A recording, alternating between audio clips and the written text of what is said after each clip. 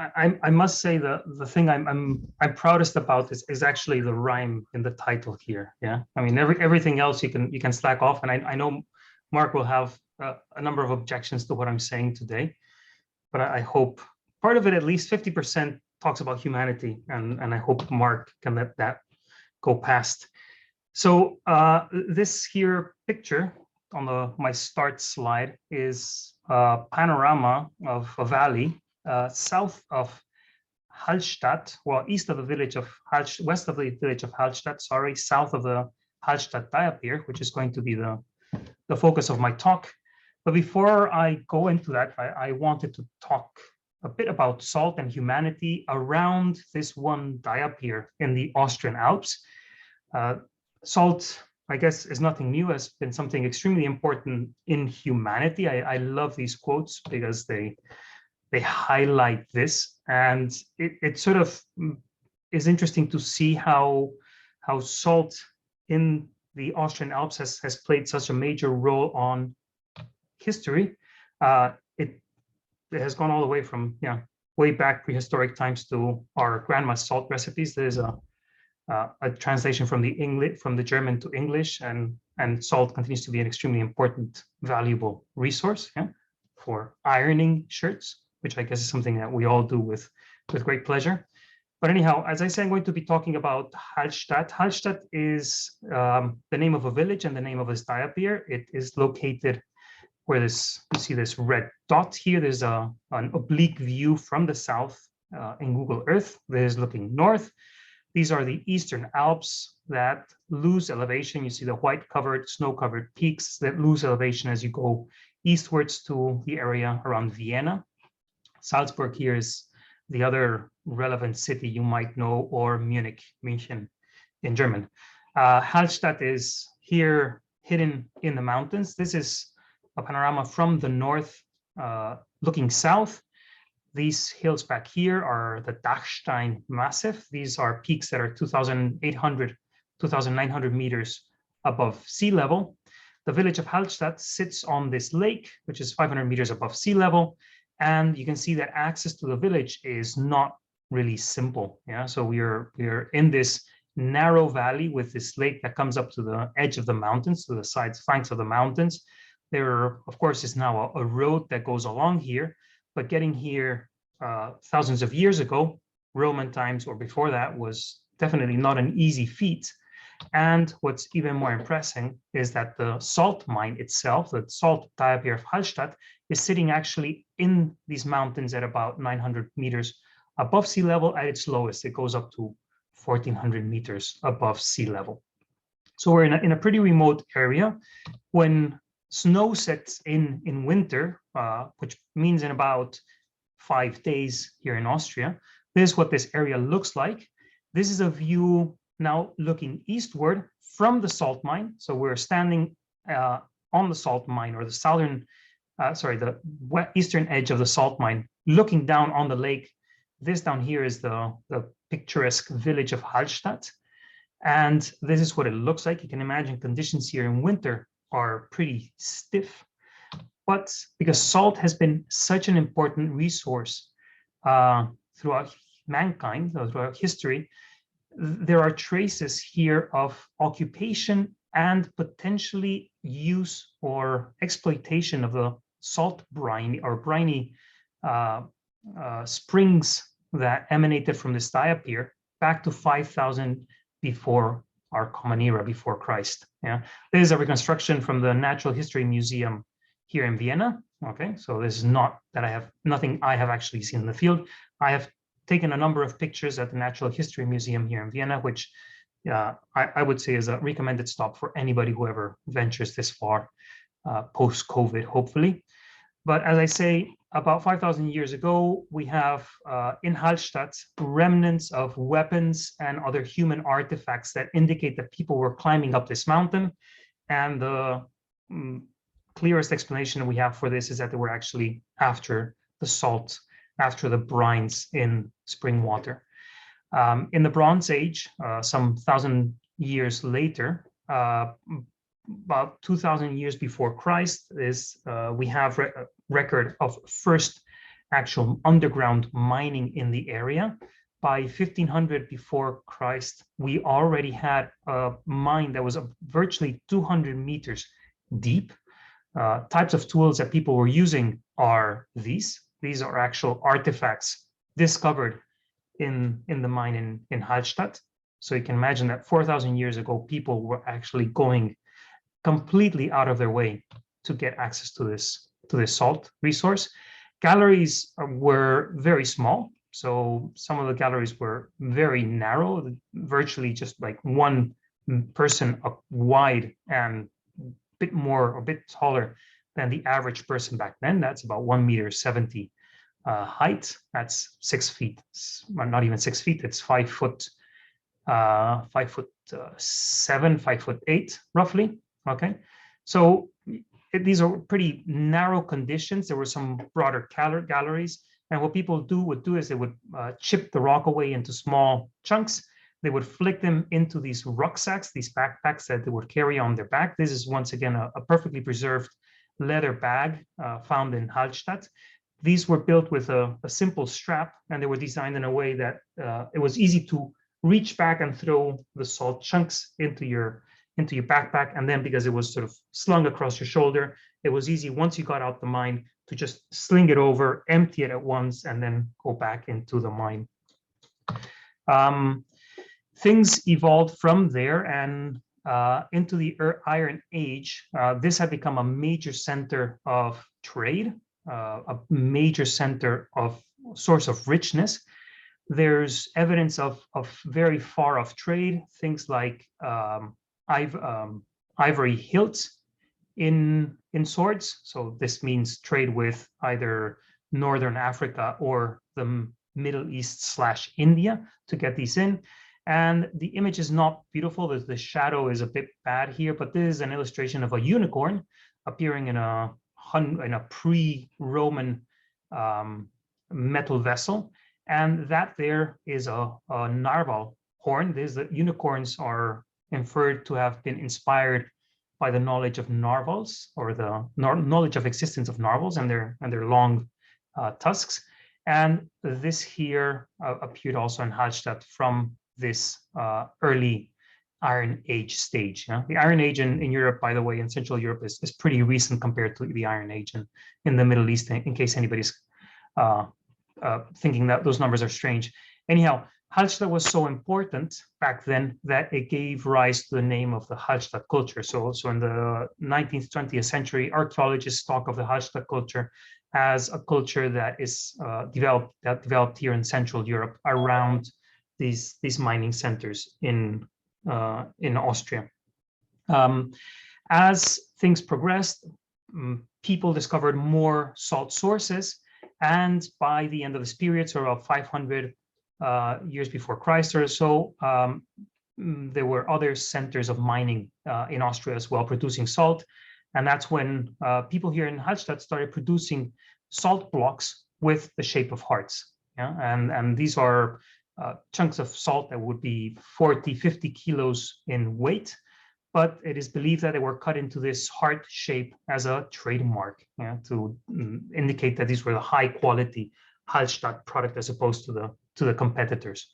But in any case, an important point here is that this was a village at that moment that was connected globally.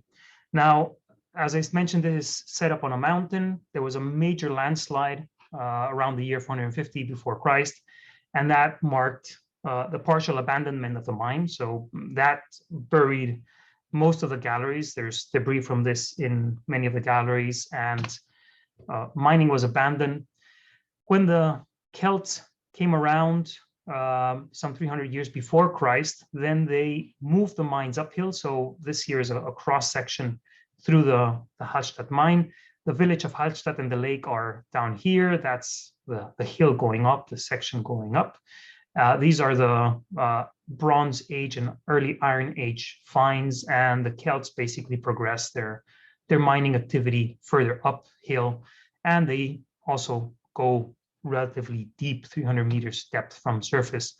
This is what the Celtic galleries look like. This is not from Halstead, this is from one of the competing mines. This is from Bad Dürrenberg, which is very close to Salzburg. You can see that the galleries are very neatly dug in, but extremely narrow. This is basically shoulder width, and shoulder width for actually a relatively small person. And you can see all these white flecks on the wall are actually chip marks from the axis that they used. When the Romans arrived, then this brings in the competition from Mediterranean salines, from salt plains down in the Mediterranean. And that basically means that salt mining in the Austrian Alps sort of dies out.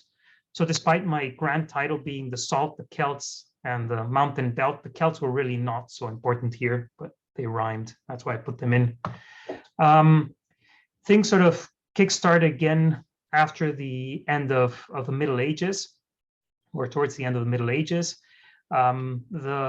Queen Elizabeth, one of the queens in the Holy Roman Empire, took ownership of the salt mines of Halstead, at least in the 14th century, and the Habsburg monarchy eventually bought the whole area where Halstead and a number of other salt mines, including the one this one I just showed you here, the salt mine in Bad Dürrenberg. Yeah, these salts all fell under this area called the Salzkammergut. Kammergut in German basically means territory in a kingdom that's owned directly by the king or by the emperor. This was owned by the Habsburg monarchy or the Habsburg family, and that's when they named this the Salzkammergut, and this became an area that was basically dedicated or preserved, let's say, or managed exclusively as a salt mining area. Yeah. This was so important that this led to the construction already back in the 16th century, so end of the 1500s, to a massively long pipeline going down all the way from Hallstatt to the town of Bad Ischl, and then eventually to the town of Ebensee. So Bad Ischl is 20 kilometers away.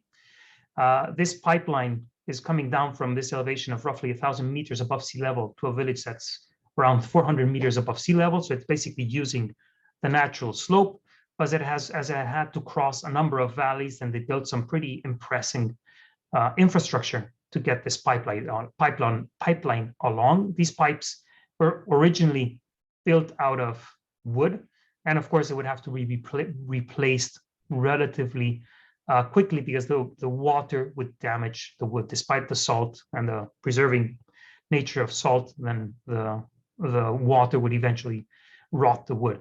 Now, when I'm talking about transporting salt in pipelines, that's because what would happen is the salt would be mined and it would be cooked, or it would be thrown into these pots where it would be dissolved in hot water, and this brine would then be transported as a more efficient way of getting the salt out of the mountains than actually shipping it in boats down the river, or rafts down the river.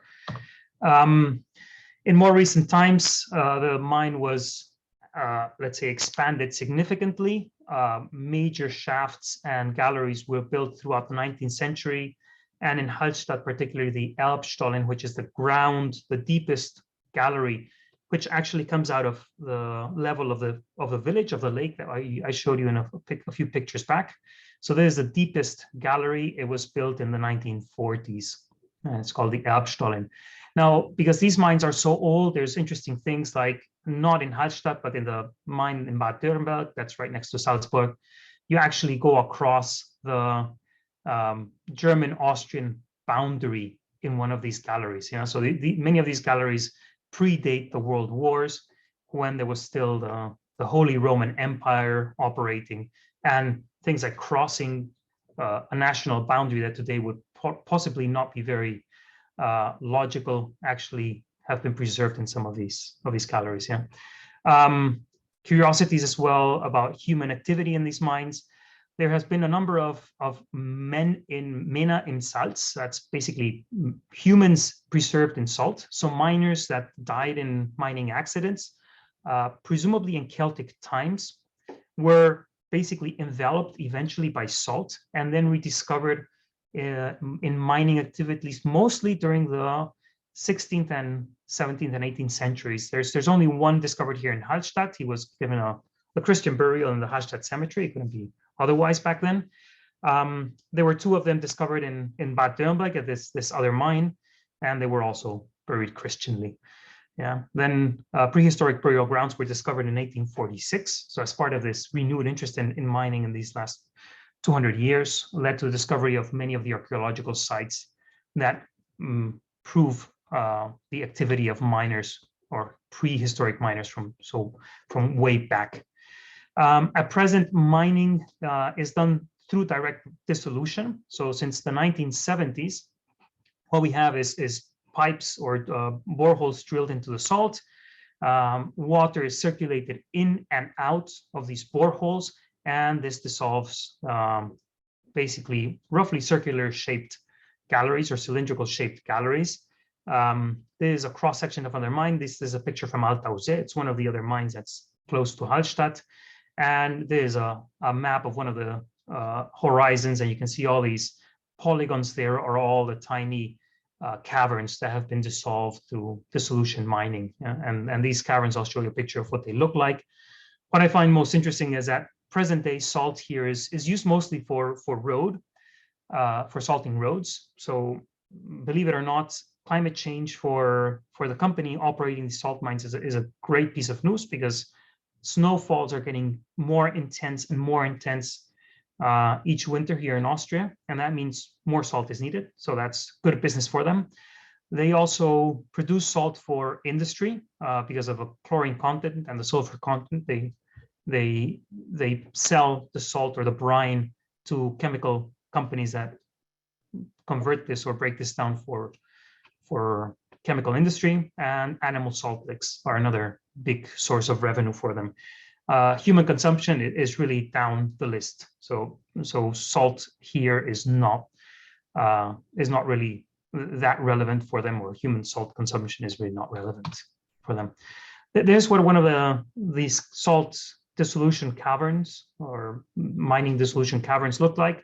You're talking about 10, 20 meters in elevation, and you're talking about 50 meters potentially in diameter. Now, these are pretty large structures, so large that you can even fit on an excavator in there. Yeah, this excavator was brought down piece by piece and then reassembled inside this cavern. And once again, this is not in the mine of Halstead, this is in the mine of Altause, which is the one which I've managed to visit underground. So anyhow, so yeah, there's a bunch of geologists listening to about a bunch of archaeology. I don't know how interested you actually are in that. For me, it's fascinating, but I guess you also want to listen to some geology in here.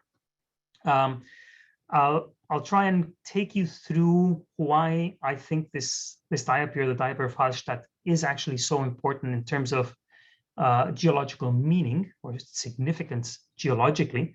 And of course, this has to do with alpine development and the evolution of the Alps in general. The map here is a, let's say, schematic map of the Eastern Alps. So if you look at this map, this inset here, this here is the Italian peninsula. Switzerland is roughly there, and Austria covers most of the Eastern Alps. This black outline here is the border of Austria. So that there is Austria, that's Vienna, that's Munich. And we can see that the map is divided in a number of stripes, so to speak. We have the yellow foreland basin sediments.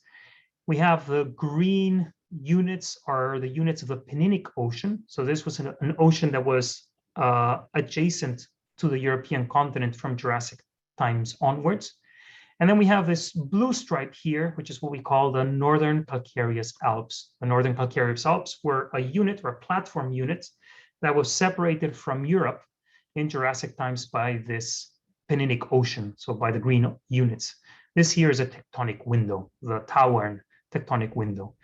And the Northern Calcareous Alps have been basically thrusted in alpine times. So in Cretaceous to Miocene times, they have been thrusted over the entire Penninic domain.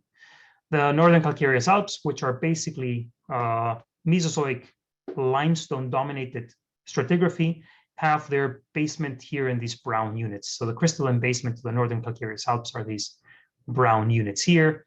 And what you see up here as the light blue is the Southern Alps. Completely different story. There's the Dolomites, in case the name rings a bell. They are very similar and at the same time pretty different. So I'm not going to go into that. If we look at a profile through Halstead, which is marked here with a star, there's a bunch of other salt accumulations marked with these purple stars.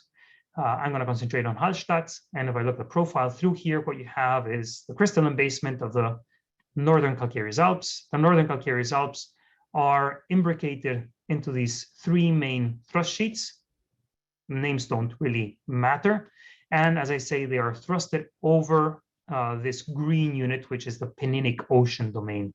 So that is the ocean units that were, or the ocean unit that was located between Europe and the northern calcareous Alps at Jurassic times. And then below that, we have the foreland, let's say European local deposits. Now, in more detail, this is what a geological map of my area of interest looks like. This area is roughly some 100 kilometers across. I don't know where the 40 came. It's roughly 40 kilometers north-south. These black lines are the boundaries of the northern calcareous Alps. And what we have is a number of salt structures. I have put in a number of names in here. I'm going to be concentrating on Halstead, and I'm going to show you what the stratigraphy in here is. So going from base to top, I'm going to forget the crystalline basement. The base is my evaporitic unit. This is called the Hazel Guitierge. This is a mining term originally, but that's the formation I'm at present.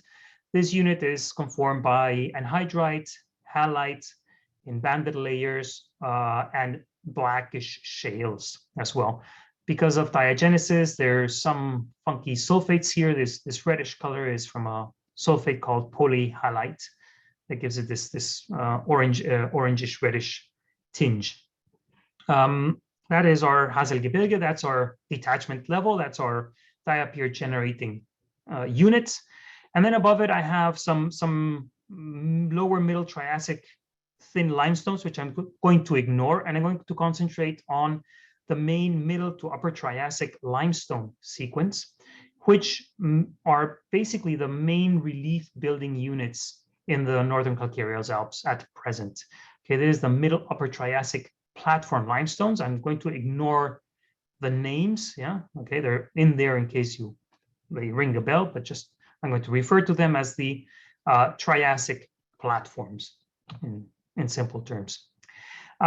This grades laterally to some deeper water facies, which are normally these banded marly limestones, nodular limestones, marls, with a high content of ammonites, the ones you can see behind me.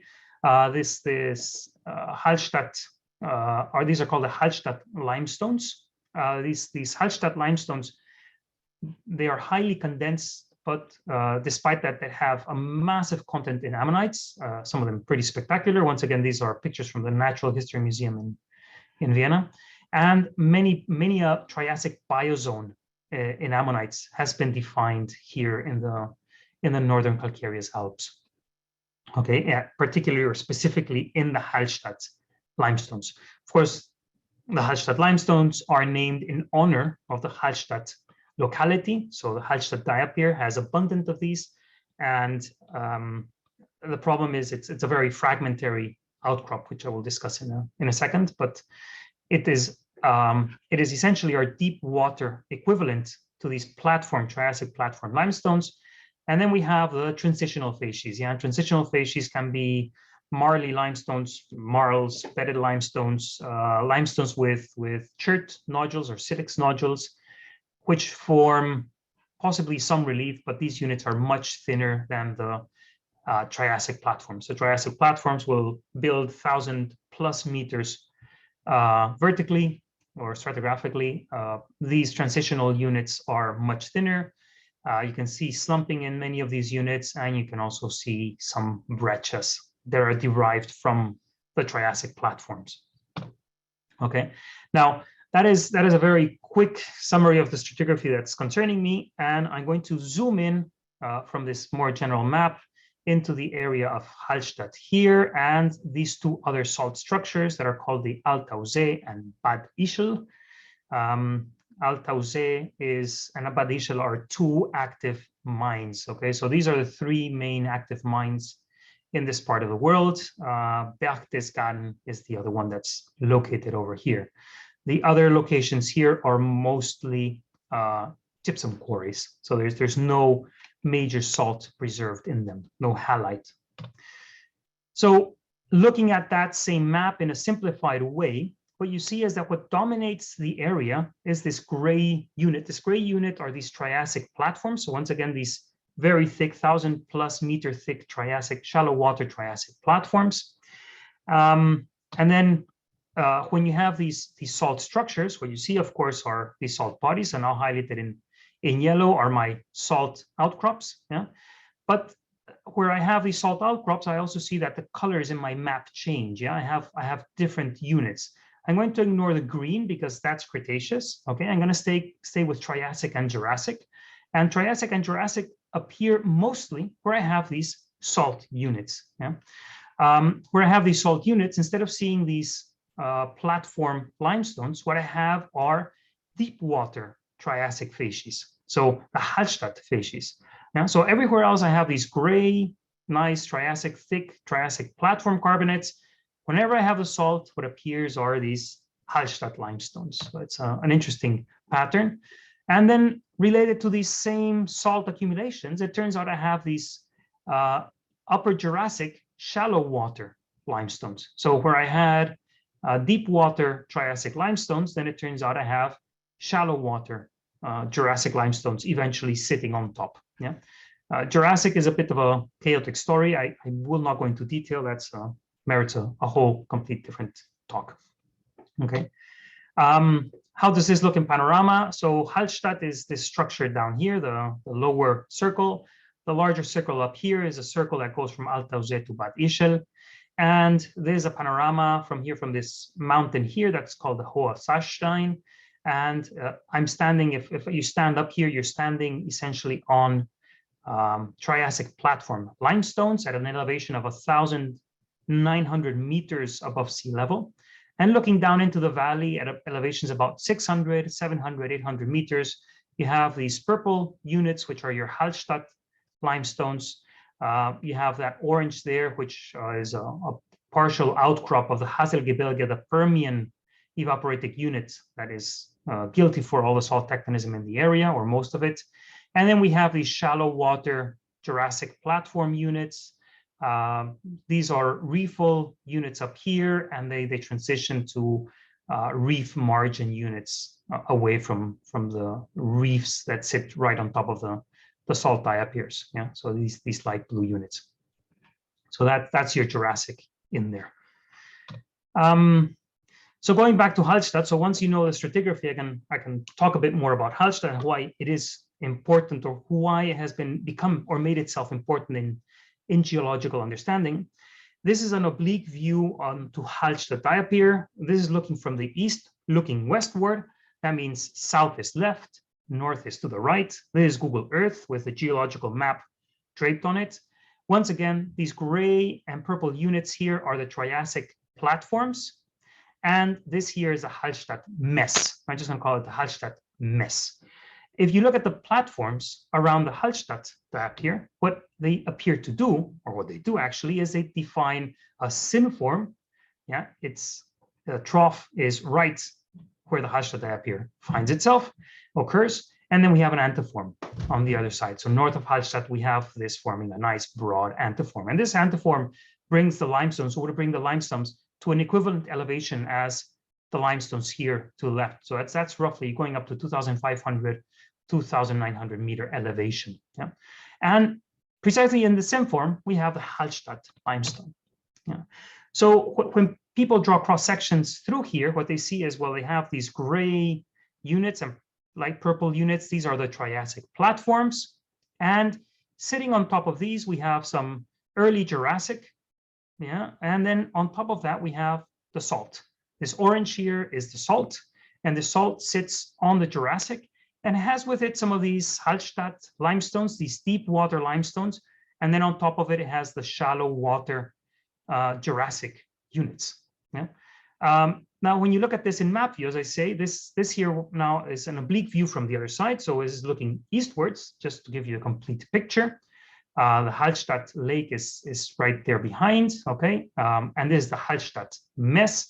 And we have this Halstead, when you look at it, it actually looks like it's sitting in this nice basin, in this nice sin form, in this saddle. Yeah. And so what people have, when the people have looked at this, well, they have thought, well, this is essentially just something that is dropped in there, yeah, into this nice syncline. It's preserved because it's sitting in a syncline. Yeah, to make the point, drive the point further, in the mine, we have discovered, let's say, they have discovered that salt sits directly on top of early Jurassic. So you have Permian sitting on Jurassic. And I guess any of you who have been to geology in school, I hope, have learned that when you have older sitting on top of younger, that means a thrust, doesn't it? So how have people interpreted this historically? Well, historically, this is the stratigraphy that has been drawn. This is an image taken from this paper in Basin Research from last year. But it's based actually on a stratigraphic diagram that's a bit older than that. But the idea basically is that we have our stratigraphy here separated into proximal to distal margin. We're sitting on a Triassic passive margin. We have a proximal margin where we have our Triassic platforms, these units here, yeah, this gray and this light purple. And this transitions laterally to the deep water Halstead limestone facies. And these Halstead limestone facies formed or deposited above growing Permian evaporitic diapirs. Yeah, these diapirs you can see appear nowhere in the proximal margin in this diagram.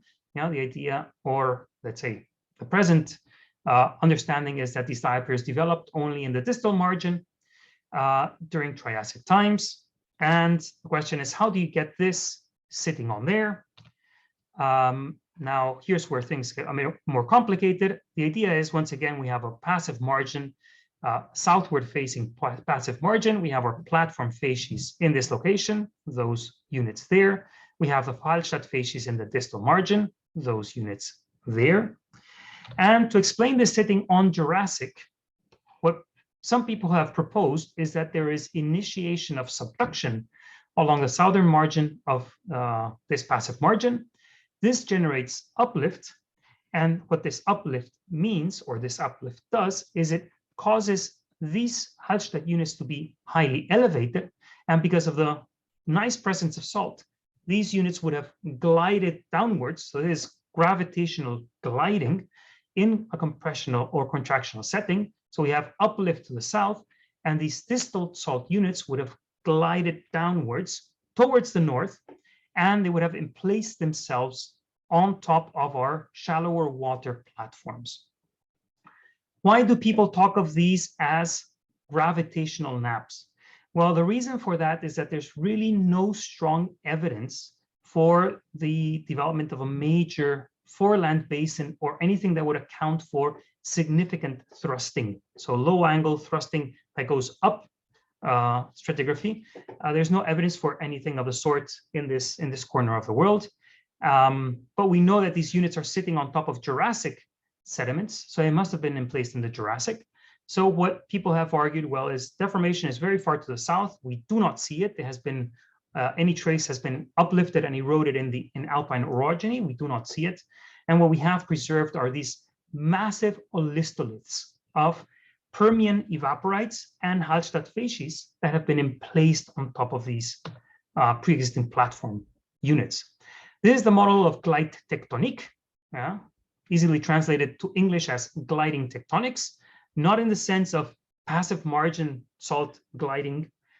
This is uplift and downslope gliding in a compression contractive setting. Quoting Nikolaus Freudsheim, anybody not acquainted with alpine geology, Nikolaus Freudsheim is probably one of the key references and one of the people who best know alpine geology. And he states that Halstead olistoliths represent a convincing example of gravitational nap emplacement. Okay, so let's say that this is, so to speak, generally accepted model for emplacement of these units. The problem is it doesn't completely work, at least for me. Where do things break down? Well, if I go back to Halstead, and now once again, there's the view from the east, looking westwards, south to the left, north to the right. This down here is the lake of Halstead. And if I take a profile along this direction, going from the village of Halstead up into the mountain, over into the salt mine area, I have a profile such as this one. There's a profile built along the Erbstollen, this basal gallery that was built in the 1940s into the Halstead mine at level roughly of the lake. And what you find when you go into this gallery is that you go into these Triassic platform limestones, the gray units, and suddenly you pop into the Hazel Guitierge, the Permian evaporite unit. Here, there's no evaporites per se. What we have are basically shales, okay?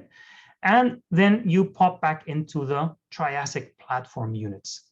So it turns out that your Permian or your evaporites are not only sitting on top of your limestones, they're actually also sitting underneath. And that starts making things complicated. Of course, back in the 80s, when people were talking about Glite Tectonic initially, what they were saying was, well, salt is getting injected downwards. And that was a nice model, yeah? So when you look at this Glite Tectonic model, you see that wedge in there, yeah? So where there was nothing, suddenly there's a massive wedge that has been driven into the Dachstein limestone and to the Triassic platform to account for this salt being in there. So that's one of the things that makes me feel a bit uncomfortable. It gives me a bit of an itch here on the left shoulder. Yeah. Then there's something that started giving me an itch on the right shoulder. Yeah? And that was this nice outcrop on the southern side of the diapir. So this is the same view as before. I just showed you a profile that goes into the salt mine in that direction. Now I'm going to show you something that has to do with the limestone outcrops, the Triassic platform limestone outcrops here on the southern side of salt diapir. Now it's a massively large outcrop, 500 meters high, impossible to access completely. Yeah, I mean, I've walked through there and collected 8 ticks in the process, but this lower part is impossible to access, as is some of these higher up parts here to the right. So what we did is my boss and I took our drone out, we violated some rules in honor of geology and got this beautiful digital 3D outcrop of the salt, of the limestone wall. So the picture I was showing you before was just showing this sector here. There's a 2 kilometer long, 500 meter tall outcrop.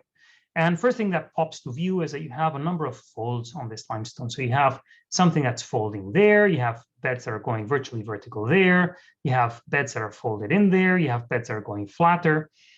How do you interpret this? Now, here's where Mark starts to have sort of epileptic seizures. I hope not too hard, Mark. We can discuss this at the end of the talk. So we've been talking with Mark Rowan about how to interpret this. So there's some terms in here that will need or do need a definite correction, okay? But the way that we have interpreted this has been that these folds, which are, let's say, not through going, so we have parts of the wall which show folded limestones, which are then apparently truncated by beds that come above that are flat lying. They are folded themselves and then truncated again by other beds that are apparently again folded and then truncated by other beds that are flat and folded. We have interpreted this as a composite halokinetic sequence. And if we interpret this as a composite halokinetic sequence, that means that salt was actually present to the left, that says to the west of these folds, of these hooks, and this salt would have been there during Triassic times. That is clearly before the time of gliding tectonics in the Jurassic. Yeah? This would basically be near diapir sediment deformation, synchronous with diapir growth. Yeah? Now, the detail of the structure to the west is not clear, and that's where Mark and I are having ongoing discussions, hopefully going to resolve something at some point.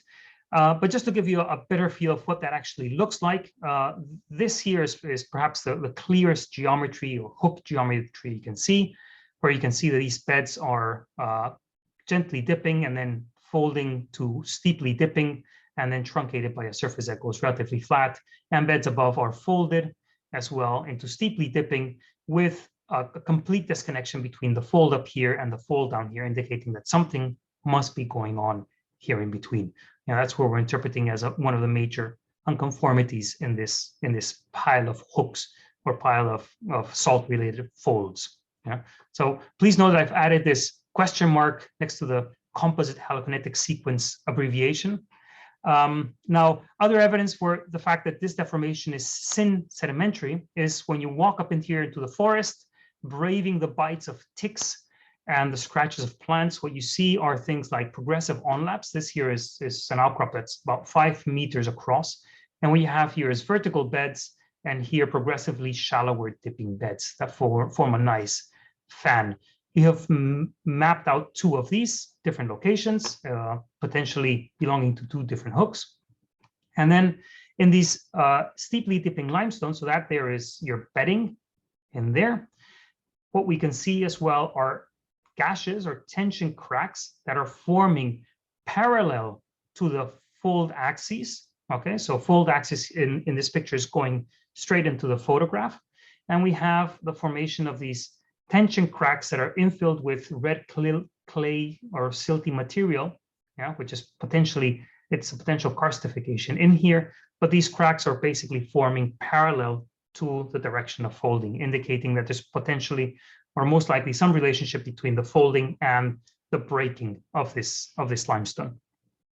Okay, now when we look at this outcrop here, as I say, it's not really accessible. I have touched the base of the outcrop, but there's really no salt there, and that's strange for a weld. Yeah, we're interpreting this as a weld. Now, what's nice is when you follow this feature into the mine, okay, this is going back to the same profile I showed you before along the main gallery into the salt mine. When you go into the mine, what you find at that location is exactly that location with salt or Hazel Guitierge evaporite shales that I showed you in one of the previous slides. Yeah? So we have evidence that at some point there was salt or evaporite, an evaporite unit in there, even though it's completely obliterated here in the outcrop.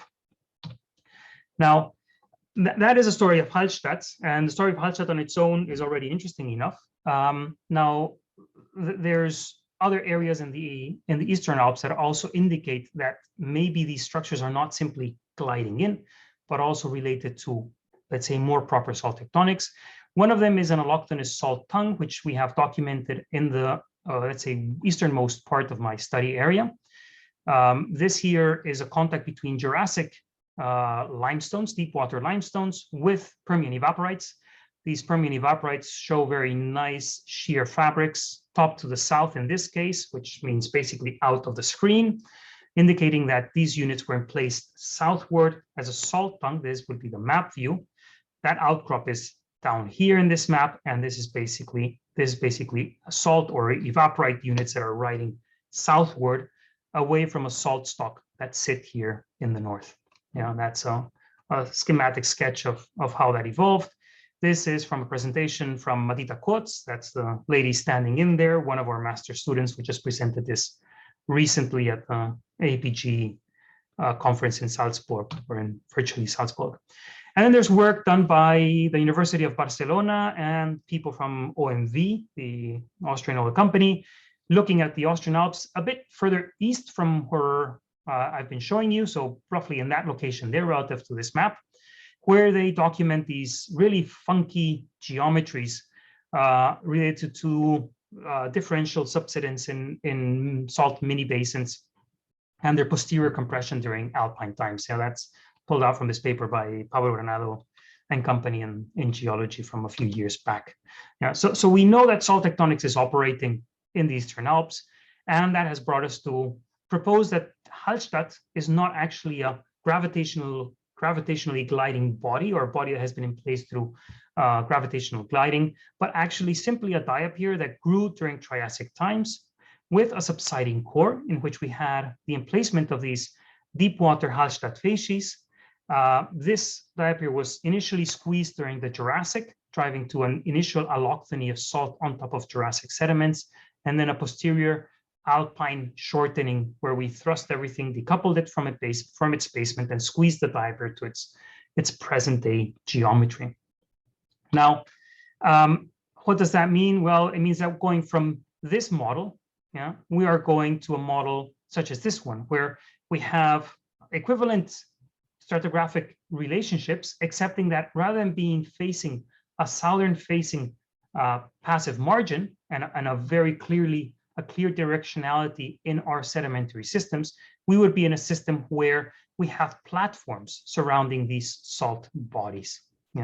Now, that would bring a complete different interpretation that would or has major implications industrially. So for one, the company that's operating the mine of Halstead, of course, depends on this sort of interpretation to know if they can actually bury or dig deeper to find further salt deeper down. And the gliding model, salt would be encountered exclusively above this gliding surface.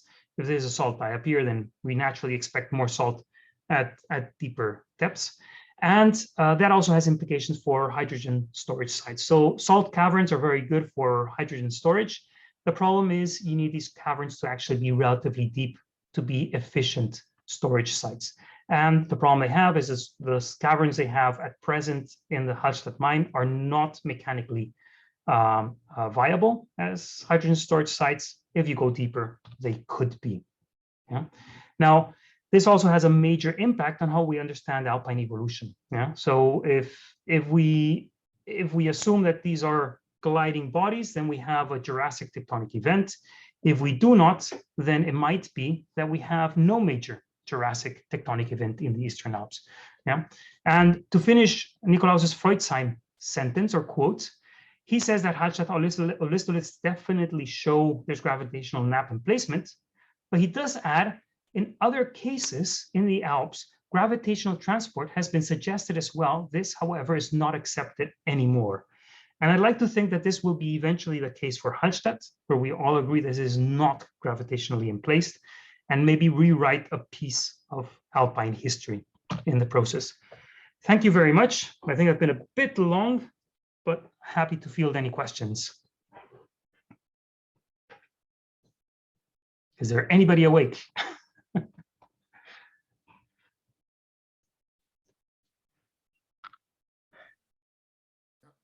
Thank you, Oscar. Does anybody have a question? I see Piotr is asking about the history of the Halstead area, exploitation, etc. Piotr, I do not know if it's in English, if I may answer that question directly. The Natural History Museum of Austria has a beautiful number of pages online where they explain both the archaeological finds and the history of operation of the salt mines. And I can definitely send you the link. Unfortunately, it's in German. Being online, I guess you can take one of the online translators and wade your way through it. I think they don't have an English version, unfortunately. This is Austria. Yeah, we have a question from Ian. Says, do you have any gravity data in the area that might help constrain the distribution of salt?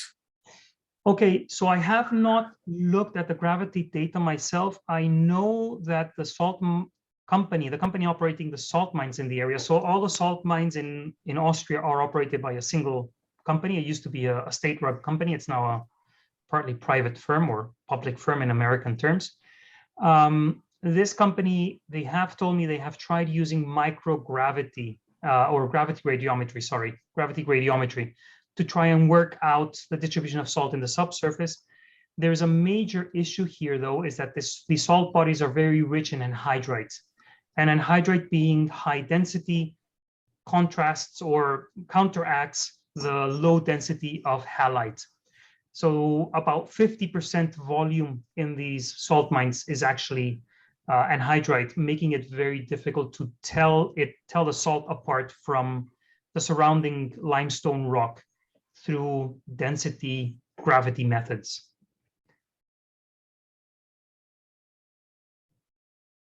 Yep. Let's see.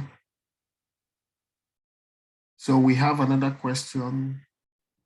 I guess the question also relates to the one just answered, is about gravity and magnetic data. Yeah. So as I say, I have not seen the data myself. I know that the salt mining company has been looking into that as a way of trying to define the size of their diapirs without major success. I have not looked at the reports. I don't know if it's reliable, but I suspect it's difficult.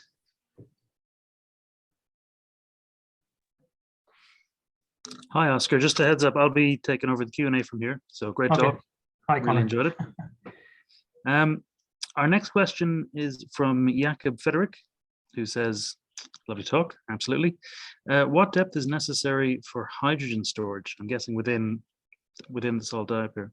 Okay, so the problem here in this case is that these salt mines are sitting inside mountains. So these mountains basically have no lateral confinement. And that means that salt can move laterally very easily. There's problems with underground. So the rails they use for the wagons, for the mining wagons, get deformed with time just because the salt flows around relatively rapidly.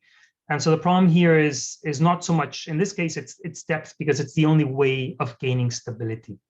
Okay, I do not know that there's a specific depth in that sense for hydrogen storage. There's a number of papers on that published. Actually, there's a very recent paper in 2020 about salt cavity or salt cavern storage or hydrogen storage potential in Europe, which is relatively easy to find. If you put in hydrogen storage Europe potential salt caverns, you will find it online.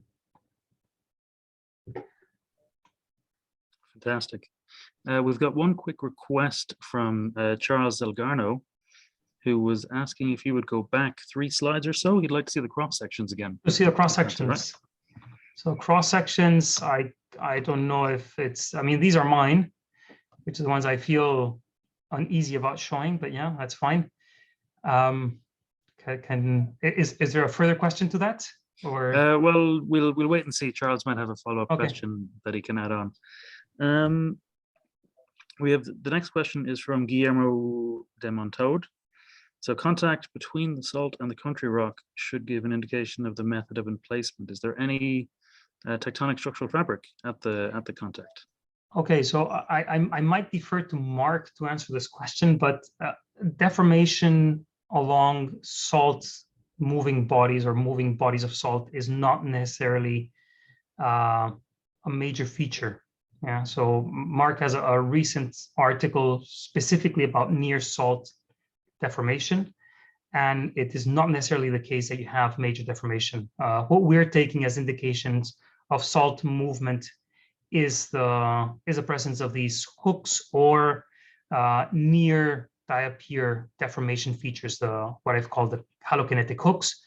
So the outcrop wall I was showing on these slides. Yeah, so I'm assuming that this folding here is indicating halokinetics or movement of salt at some point. Other than that, yeah, deformation, there's basically fracturing in these rocks and britiation, which might or not be related to uplift and deformation. Fantastic. You'll actually have to go back to that slide 39 again. Okay. We have a question from Tatiana Fechenko, who says, thanks for the presentation. Could you please comment on cross-section C? What initially triggered the salt movement upward, and what's the regional tectonic regime? So that's a very good question. I was going to redraft this figure, but then Friday or Wednesday last week, then I decided I was not going to redraft it. We haven't fully agreed of what's going on down there.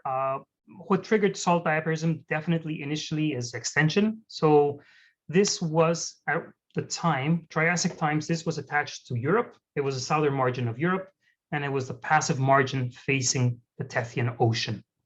Okay, so that extensional fault there is drawn in as a potential extensional fault of middle Triassic age. Yeah, diapirism would have definitely started already in the lower Triassic, in the early Triassic, sorry. So, and that was definitely extensionally driven, and extension related to opening of the tethys. Now, that's basically to the right on this section. So these sections are north, roughly north-south. To the right, we have the Tethyan Ocean.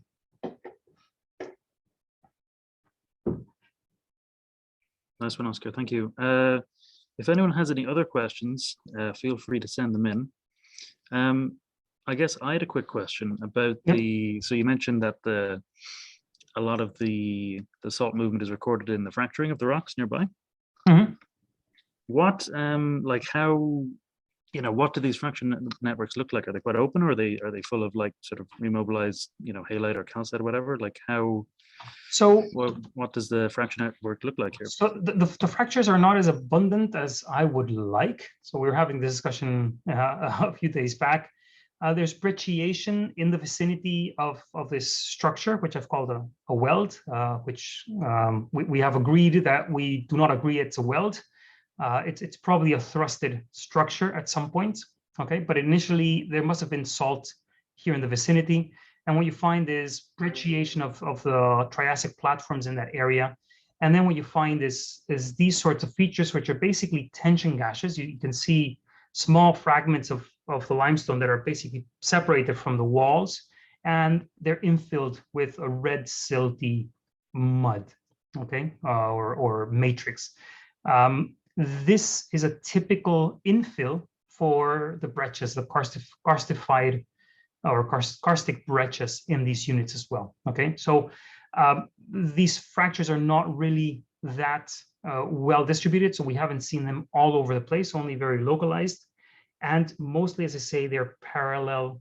So we know the strike is roughly parallel to the folding of these hooks, but other than that, very little more to add. Basically, because of the scarcity of the outcrop, it's difficult to move around safely in this area. Fantastic. That sounds really cool. So there's lots of nice comments in the chat. People calling in. We've got someone from Malaysia, people from Barcelona. You've got a big fan base, Oscar. Yeah, I see so. We have another question from Martin Cassidy. Has the mother salt been identified, and what directly overlies it? Is it deep water sediments, or is it shallow water stuff? Okay, so the salt is a Permian unit. It's, as I say, Permian halites and hydrites and shales mostly. It crops out, other than in the diapirs, it can be seen in stratigraphic position south of this area. So there's a few places where you can actually see it in its original stratigraphic position. And it's normally overlain by continental sandstones. So it's actually shallow water. On top of those continental sandstones, what you have is initial shallow water carbonate platform as well. So you have a shallow water setting all the way across until the mid to late Triassic. And that's when you start differentiating the deeper water facies from the shallower water facies. Fantastic. So we're at 3 o'clock now. I'll give it a minute just in case there's any last questions. But yeah, on behalf of the technical interest group, thanks for a great talk, Oscar. Really enjoyed it.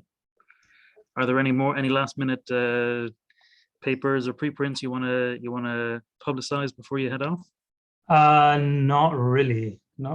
Everything right now is a bit on standby as we're contemplating how we take this further. So little more to add than this. Thank you. Nice one. And yeah, Piotr chimes in, take us to the field one day. Sadly missed out on the field trip with the Salzburg conference. Definitely. So I do invite you, TIG, to take my offer up, and let's see if we can organize a field trip here in the northern Calcareous Alps, and actually go and look at some of these things in person, which would be very nice. Definitely. Fantastic. All right. Well, with that, I will let you go, Oscar. Thanks once again. Really great talk. Yeah. Thank you. Yeah. I hope everyone has a lovely day.